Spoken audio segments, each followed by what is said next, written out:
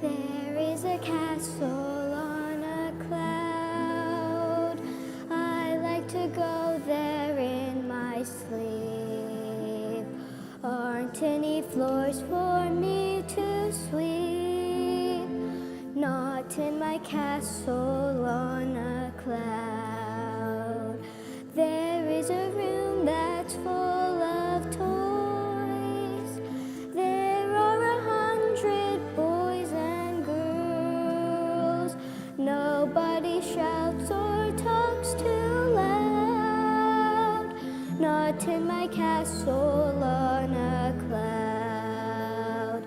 There is a lady all in white, holds me and sings a lullaby. She's nice to see and she's soft to touch. She says, Cosette, I love you very much. I know a place where no one's lost. I know a place where no one cries. Crying at all is not allowed. Not in my castle on a cloud.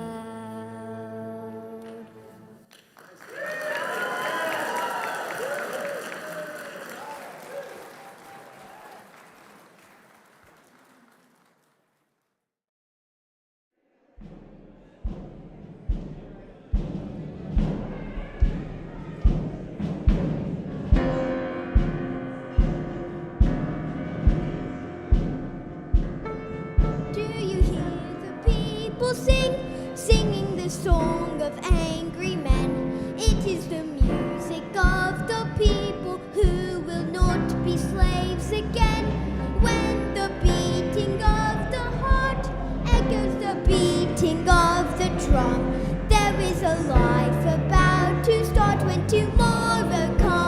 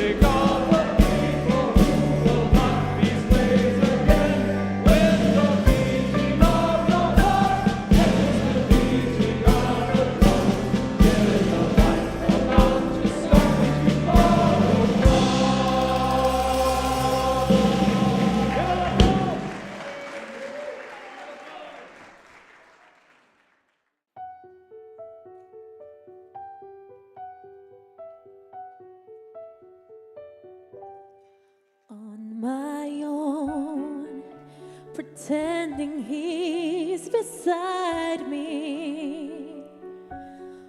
All alone, I walk with him till morning. Without him, I feel his arms around me.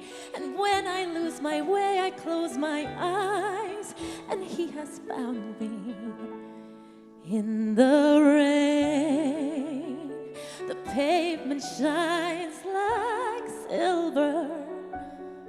All the lights are misty in the river. In the darkness, the trees are full of starlight, and all I see is him and me forever and forever. forever. And I know it's only in my mind that I'm talking to myself and not to him. And although I know that he is blind, still I say there's a way for us. I love him, but when the night is over, he is gone. The river's just a river. Without him, the world around me changes. The trees are barren everywhere, the streets are full of strangers.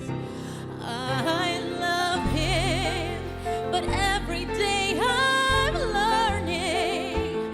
All my life I've only been pretending. Without me, his world will go on turning.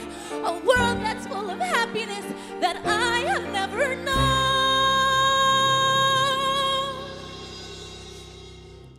I love him.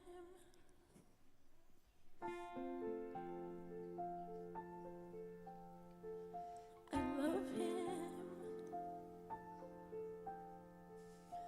I love him, but only on my own.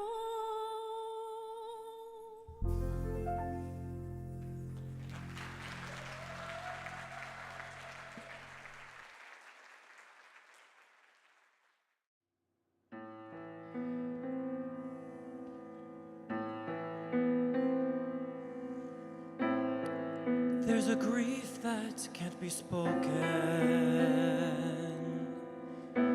There's a pain goes on and on. Empty chairs at empty tables. Now my friends are dead and gone. Here they talked of revolution. Here it was they lit the flame. Here they sang about tomorrow, and tomorrow never came.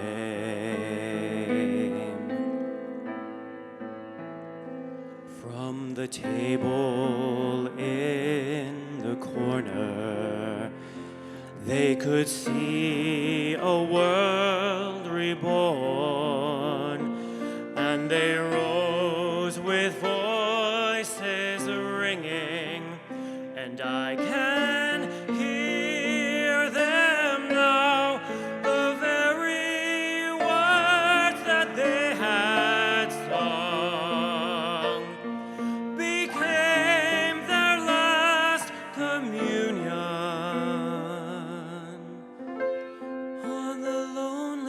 Barricade at dawn. Oh, my friends, forgive me that I live and you are gone. Empty chairs at empty tables where my friends will meet no more. Phantom faces at the windows, phantom shadows on the floor. Empty chairs at empty tables where my friends will meet no more. Oh, my friends, don't ask me what your sacrifice was for. Empty chairs at empty tables where my friends will sing no more.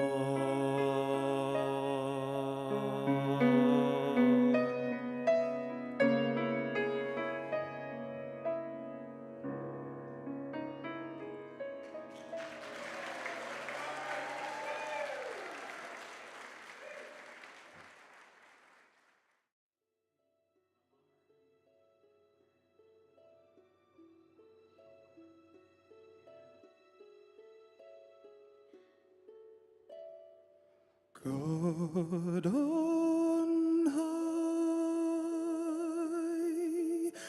hear my prayer. In my need, you have always been there. He is young, he's afraid.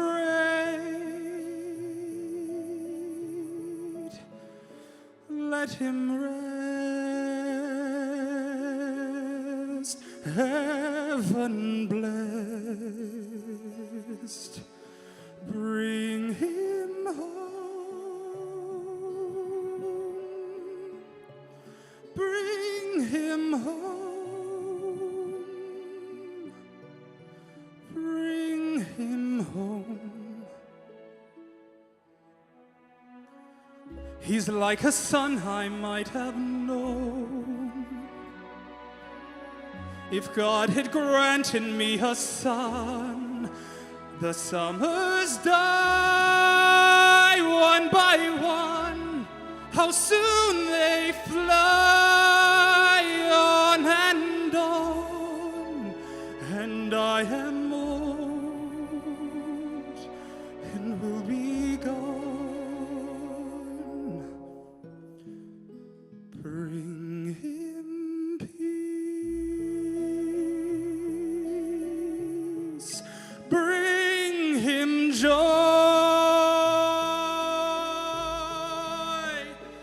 He is young,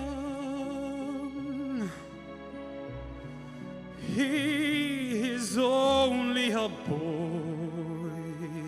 You can take, you can give.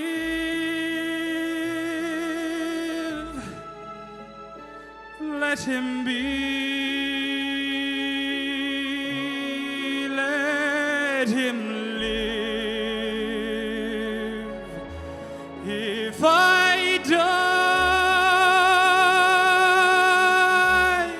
let me die. Let him live. Bring him home. Bring him home.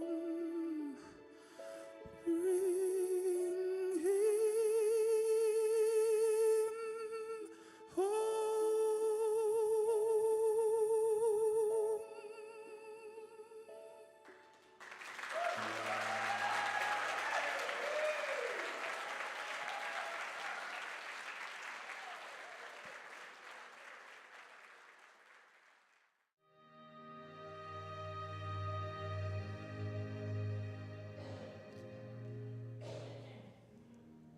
I dreamed a dream in time gone by, where hope was high and life worth living. I dreamed that love would never die. I dreamed that God would be forgiving. Then I was young and unafraid, and dreams were made and used and wasted. There was no ransom to be paid, no song unsung, no wine untasted. tasted, but the tigers come at night with their voices soft as thunder, as they tear your hope apart, as they turn your dreams to shame.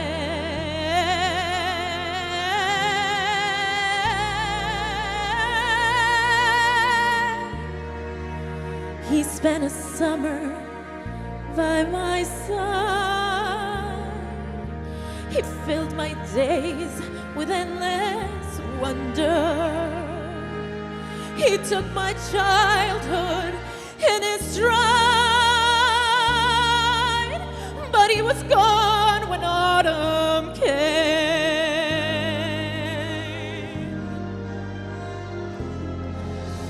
And still I dream he'll come to me,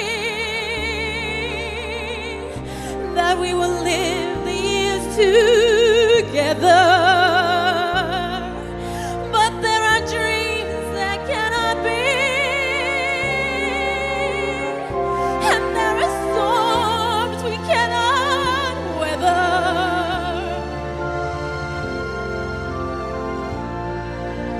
I had a dream my life would be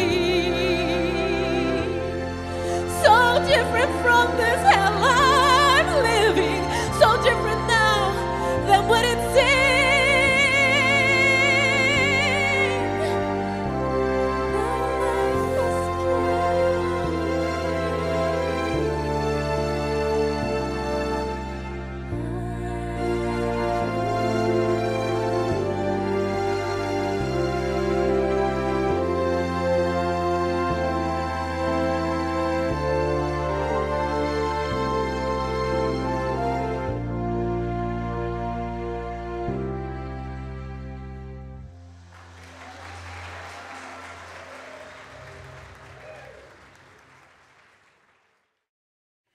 A reading from the book of Romans. Hear what God's Spirit is saying to you.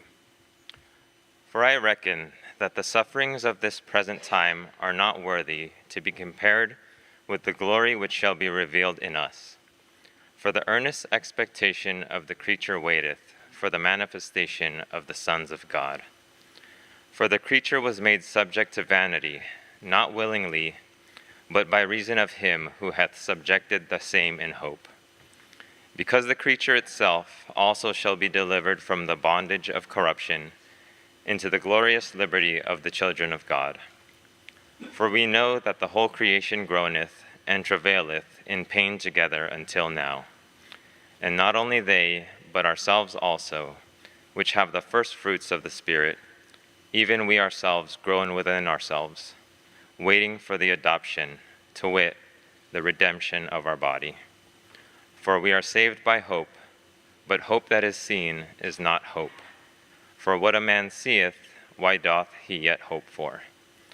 But if we hope for that we see not, then do we with patience wait for it. Here ends the reading of words that give us insight on God. May God grant to us wisdom and courage for interpretation.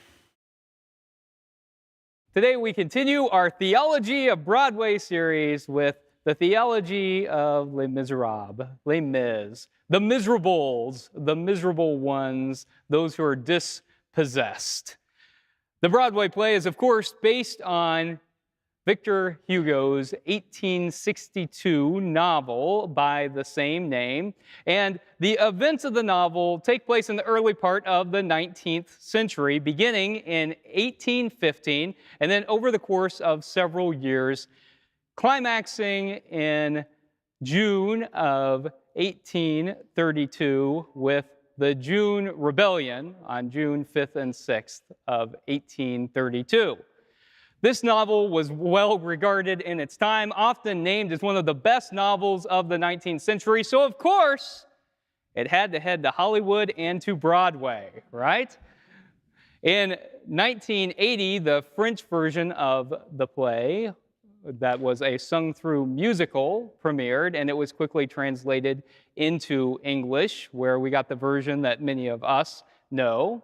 And Les Mis is the second longest running play in the world, second only to the off-Broadway production of The Fantastics.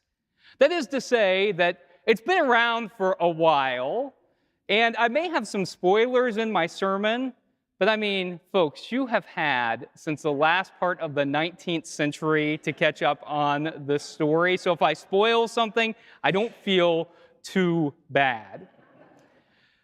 When my oldest daughter was preparing to sing this morning, she had never seen Les Mis, and she said, "What's it about, Dad?" And I said, it's about love and hate.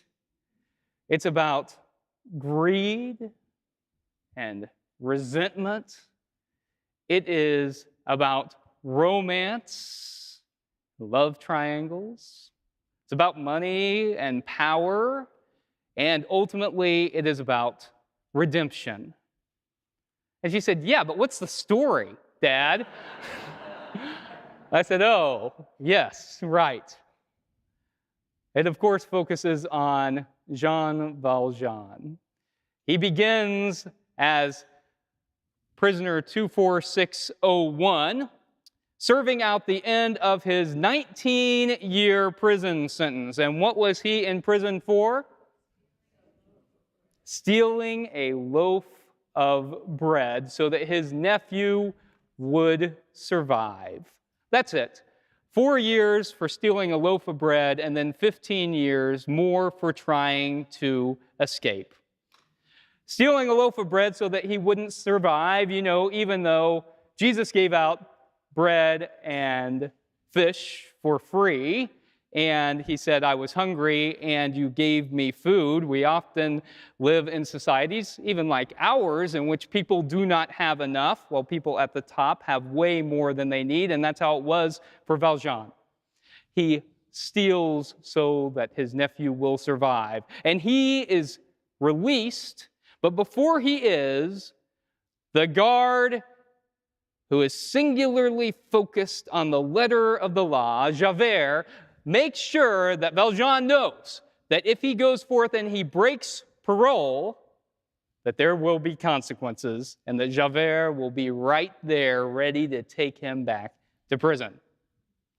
Valjean goes forth, and he looks for work, but quickly discovers that he can't find any because of his criminal past. You see, he has to present his papers, and everywhere he goes, people can see that he was imprisoned. Reminds me of, in our country, how people are often convicted for minor nonviolent offenses, and they have that follow them for the rest of their lives. I remember one time I was in New Haven, Connecticut, and I was walking to Subway to get lunch, and I saw somebody sitting on the curb, and she asked if I could give her money for food. And I said, "Well, I'm getting ready to go in, Subway. Can I just get you something?" And she said, "Sure." And she didn't want to come in the restaurant with me, so I went and I got the food, and I brought it out to her, and we both sat down on the curb there, and we started to share a meal together. And she started to tell me about her story, and she had just gotten out of prison, and she didn't have any family. She didn't have any friends outside of the system. She didn't have any money. She didn't have a job. She was basically there on that curb trying to decide what she was going to do next. And I couldn't solve her problems. I couldn't fix the system. All I could do was share communion with her in that Subway sandwich. And that's the experience of so many people in our society, is that they carry that mark with them. And so it was for Valjean, that he could not get a job, and so he found himself sleeping outside of a church when a kindly bishop invited him in for the night, fed him, made sure he had a place to sleep, and Valjean, in the middle of the night, rewarded them by stealing all the silver in the church and leaving. It wasn't long before he was apprehended, and he told the police that he had been given those items by the bishop. And so the police take him back to the church and ask if the bishop really gave him all the silver. And the bishop replies, yes, as long as he will use it to become a better man. And Valjean, at that moment, has a come to Jesus moment. He stands and then kneels in the chapel, praying for forgiveness and redemption, promising that he will become a better man. Of course, it's not like he really did anything wrong here, folks. All he did was try to survive. Stole bread so that he could eat, stole silver because he had no other options, because those at the top had much, while those at the bottom had little to nothing. But Valjean makes a commitment to live a reformed life. And years pass, and he has been able to do that. He has started a factory. He's a factory owner. He employs people in the town, and he is the mayor of this town. But of course, Javert is now no longer a prison guard. He is an inspector and assigned to this town. And in that factory, we see Fantine.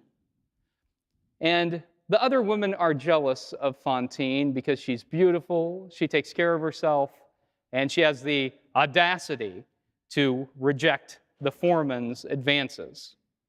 And when they discover that she has a child and she's sending every franc that she earns to that child, they take it as an opportunity to have her fired. And the foreman dismisses her because he's already unhappy with her. And it's not like women in the early part of 19th century in France had a lot of options for how they could earn income. And so she ends up on the street, first selling her hair, and then her teeth, and then her body, just to survive. You know, Jesus, in the Gospel of Matthew, is asked about divorce. Anyone ever had what he said weaponized against you? A lot of people want to take what Jesus teaches about divorce and transplant it to the 21st century as if it applied universally to 21st century American life. But Jesus puts pretty strict limitations on how and when people can divorce, but there's a good reason for that. In the ancient world, people often didn't have much say over who they could marry or when they could get married, and women had little opportunity to accumulate things for themselves. They were often seen as the property of their husbands, and men could dismiss their wives for something as trivial as burning dinner, which meant that they were out on the streets with nothing. They were dismissed. So why does Jesus want in the first century to put limitations on that? Because he cared about people who were marginalized, because he cared about women who might be thrown on the streets, and he said that's not right. And yet this is exactly what happens to Fantine. Her child's father has left them behind. She's earning wages in whatever way she can, and then she is dismissed and ends up on the street. Through prostitution, she catches tuberculosis, and right before she dies, Valjean reconnects with her and promises to take care of her daughter, Cosette. By this time, Javert has figured out who he is, and Valjean goes as fast as he can to the innkeepers, the Thénardiers, the ones who have been exploiting Fantine for every franc she has, and he settles what debt they feel like is owed, and Valjean takes Cosette and lives the next few years on the road. Now look, the second part of the play takes place with the background of the June Rebellion. And it is a story in which we see a love triangle between Eponine, the Thénardier's daughter, and Cosette, now an adult, and Marius, a wealthy man who joins the rebellion because he believes in the cause. And we see primarily the story of love and sacrifice and how love endures beyond that sacrifice. We see Eponine give her life to save Marius. We see Valjean give his life to ensure Cosette's happiness. And we see the rebels give their lives because they love the Republic of France and cannot stand to see it become a monarchy once again. And in each of those situations, what we see is love living beyond the sacrifice. And you see, that's the message of Jesus, too. Not in the way I think that a lot of Christians typically talk about that, but Jesus died for a cause that he believed in. He sacrificed and loved, endured. You see, Jesus, on what we now call Palm Sunday, staged a planned protest against the Roman Empire. And then on the Monday of Holy Week, Jesus went into the temple and he staged a protest against the people in the temple, the religious leaders who were colluding with the Roman Empire against their own people. Then on Tuesday, he went out into the temple and he taught in the temple against the same leaders who were exploiting their people. Then on Wednesday, he broke down gender norms and barriers whenever he was anointed by a woman. And then on Thursday, he had his last meal with his disciples in which he reminded them that they were loyal ultimately to the reign of God. And on Friday, he was killed for all of that. And then through the sacrifice, love continued to endure as a whole generation of people were inspired to non-violent resistance. And that love continues to ring out through the ages as we are inspired today as well to continue that kind of sacrifice, a sacrifice in which we continue to dream God's dream, a dream in which our world is permeated not by violence, but by peace through the presence of justice. Jesus sacrificed, and that love endured and continues to endure.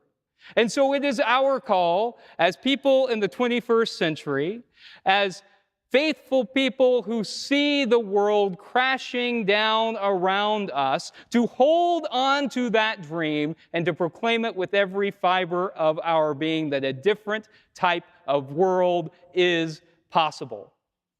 And so whenever we see conflict in our world, whenever we see that we are not living up to the highest ideals of our nation, whenever we see that we are clearly not living up to the values that Jesus taught us, we continue to engage in the same kind of acts that Jesus did.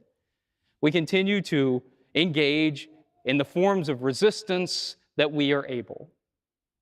Paul reminds the folks to whom he is writing that in this world, we often don't see God's reign, God's will, in the way that we would like. It is often covered, and yet we can feel the hope for something better within our bones, even if we don't see evidence of it in the places we hope to see it. And it is our job as people of faith to bring that hope from within our bones and speak it out into the world. So that is our call today, folks, to let that hope live within us, reside within us, and be spoken out into the world so that it might become true. May it be so, and thanks be to God. Amen.